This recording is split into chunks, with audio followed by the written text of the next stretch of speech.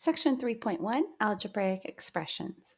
In this section, we will simplify algebraic expressions and identify terms and like terms, combine the like terms, and that will help us simplify algebraic expressions. Okay, so a term. Last year, you learned that a term is a single number, also called a constant, like 5, -7, -2, or a variable like -x, z, or variables and numbers multiplied together, 4x, 9x. Those are all terms. But how do you identify the terms? The first thing you want to do is you want to rewrite this using addition, this expression. So we're going to write 4x plus a -7 plus 5.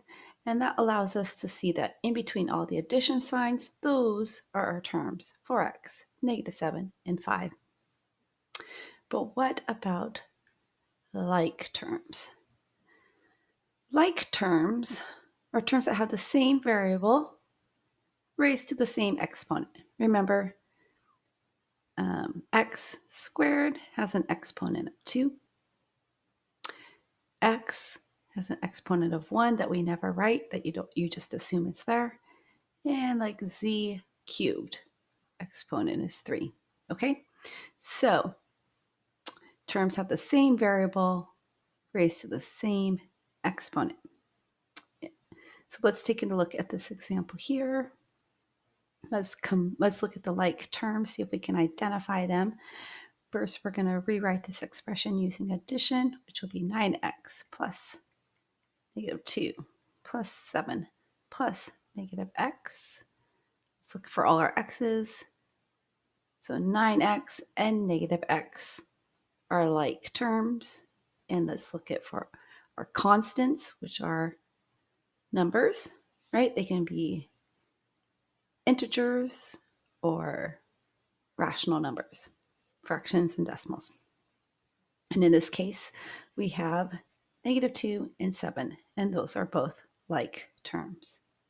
And then going down to this example here, let's first separate all the terms using addition.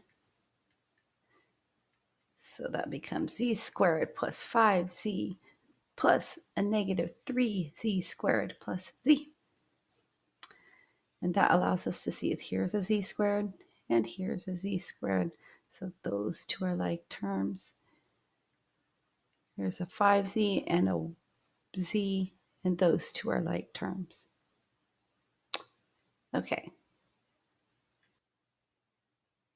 Now knowing terms and like terms is going to help us in simplifying algebraic expressions. But what is the simplest algebraic form of an expression? Well, it's one where there are no like terms and no parentheses. And we get the simplest algebraic form by combining like terms. We combine like terms. Okay, so how do you combine like terms? Well, let's first identify our terms. And when we do that, remember we rewrite this expression so that the terms are separated by addition. And it becomes 6n plus -10n.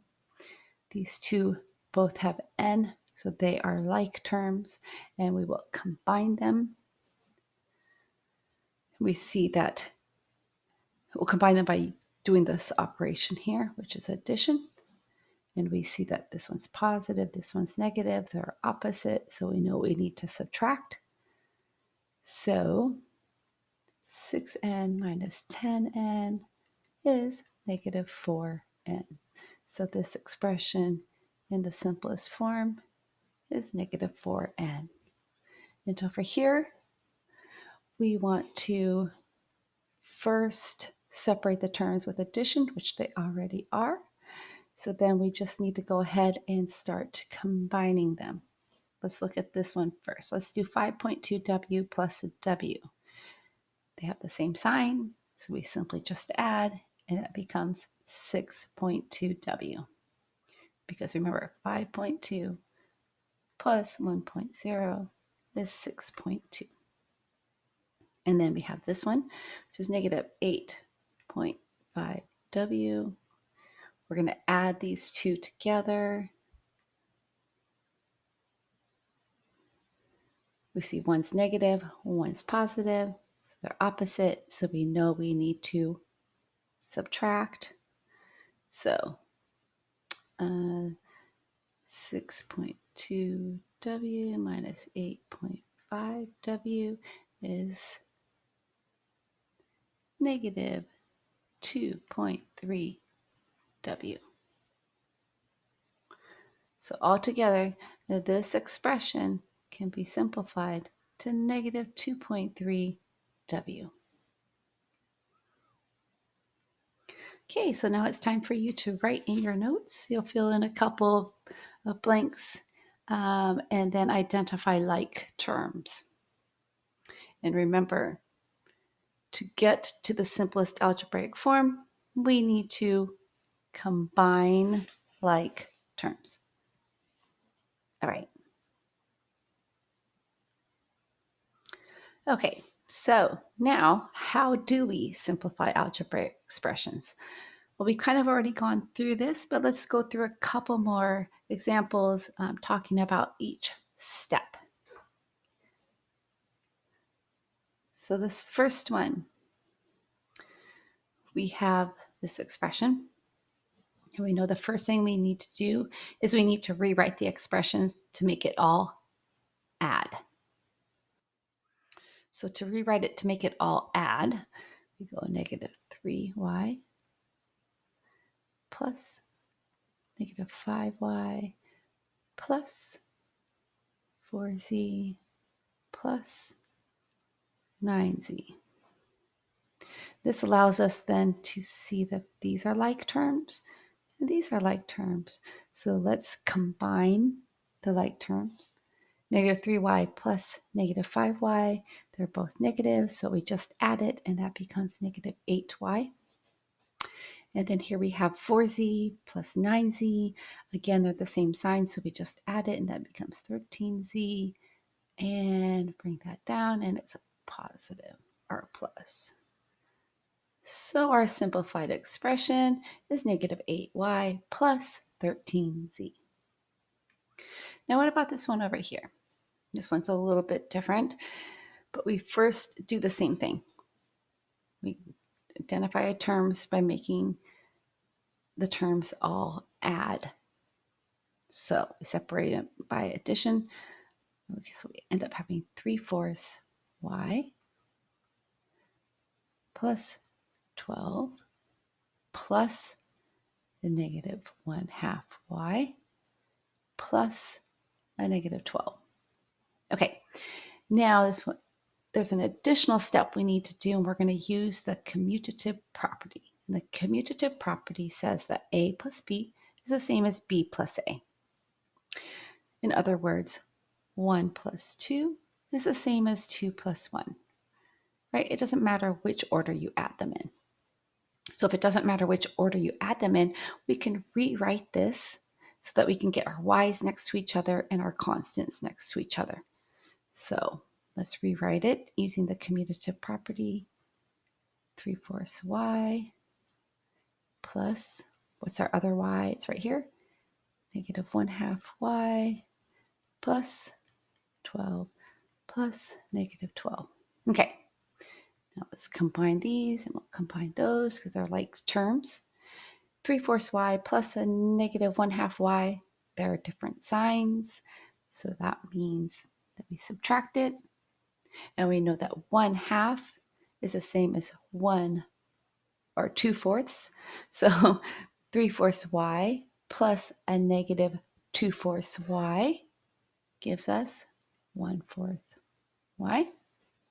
And then over here, 12 plus a negative 12, that was like 12 minus 12, which gives us 0.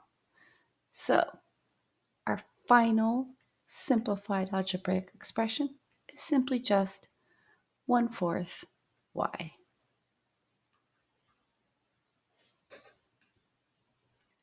So now it's time for you to do some practice problems and to make one little note in your notes.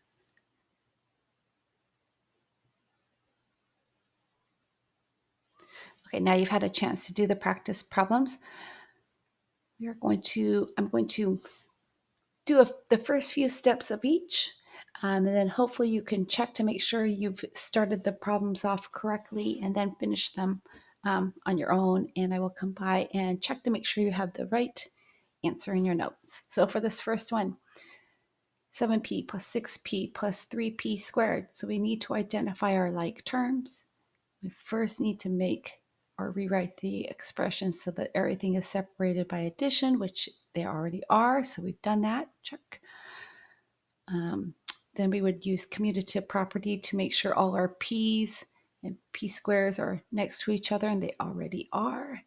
Remember, commutative property like that. And then the next thing is to combine the like terms. So we have 7p and 6p. They're both positive. So we simply just add, and that becomes 13p.